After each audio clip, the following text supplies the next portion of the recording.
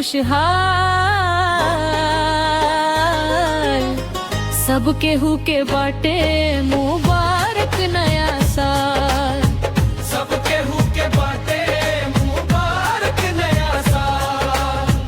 बनल रहे भगवान की दृष्टि, कुछो बिगाड़ी ना काल।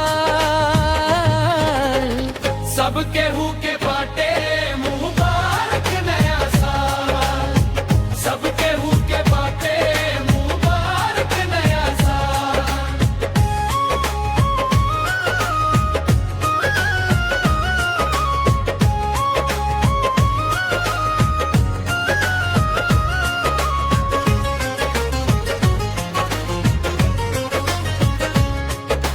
स्वागत बा शुभ शुभ नया साल के, लेके बारती के थाली हो।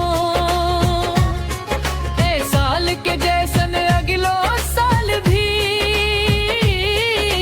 बनल रहे मुंह पे लाली हो। गले लगा के एक दूजे के पूछल जाई हाल चाल। सब केहू के बाटे मुबारक नया साल। सब केहू के बाटे मुबारक नया साल। बनल रही भगवान की दृष्टि, कुछो बिगाड़ी ना काल। सब केहू के बाटे मुबारक नया साल। सब केहू के बाटे मुबारक नया साल।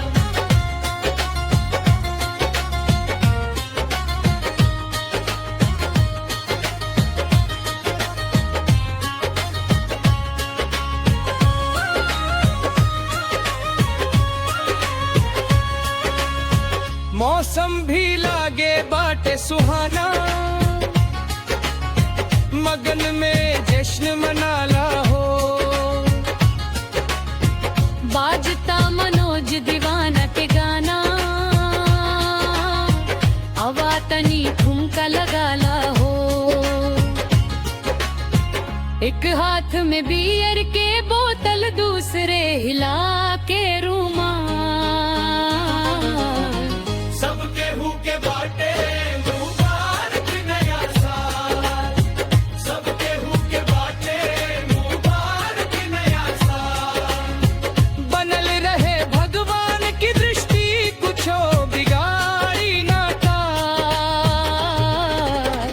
सब केहू के बाटे मुबारक नया साल। सब केहू के बाटे मुबारक नया साल।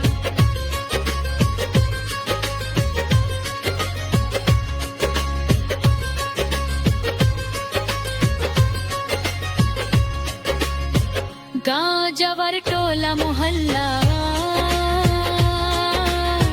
गली गली गली खुशहाल। सब केहू के बाटे मुबारक नया साल। सब केहू के बाटे मुबारक नया साल। बनल रहे भगवान की दृष्टि, कुछो बिगाड़ी ना काल। सब केहू के बाटे मुबारक नया साल। सब केहू के बाटे मुबारक नया साल।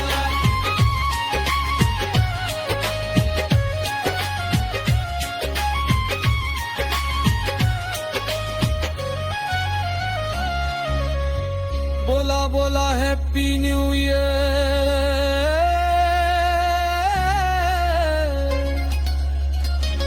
बोला बोला हैप्पी